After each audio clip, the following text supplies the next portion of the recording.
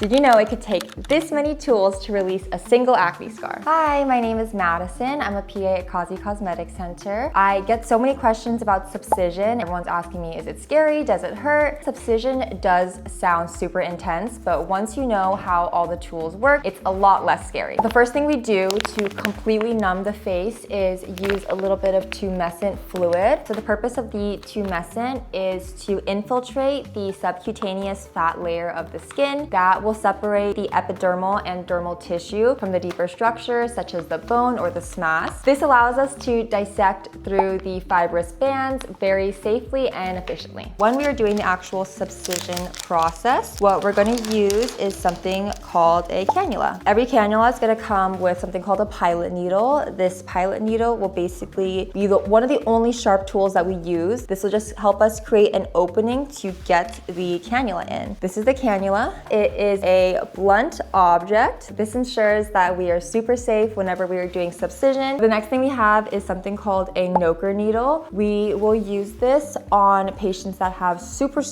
tethered scars, so it does require a little more attention than just the cannula. It's a slanted blade that we will put underneath the skin just at the area we need it to help break up those stubborn tethers. This is something called a punch biopsy. We can use this. This is a 1 millimeter punch biopsy, but we also use even smaller ones for the really tiny ice pick scars that go really deep into the skin. It is a circular blade that we will literally tap onto the skin to physically remove that scar. It allows us to create a new, more manageable scar that will heal a lot better. Another thing that we do, something called pinpoint subcision. To reduce the amount of trauma to the skin, we will use sometimes like a 27 gauge needle, really tiny, and we will go in perpendicular into the skin and go over any areas that have very superficial tethering to just break them up this way. And it allows us to use multiplanar techniques to ensure that every single tether is addressed during subcision. Lastly, this is a tailor liberator that has these 3 little prongs. It's really only done in very discrete areas for certain scars. Like for example, if the Nokor needle, punch excision, or even the pinpoint subcision, if that doesn't fully address some of the tethering, we'll go in with this tailor liberator to really break up those last remaining tethers and make sure that everything is fully released. Not every patient will need every tool that we discussed today. That's why it's really important for us to have a thorough consultation so we can fully assess and analyze your skin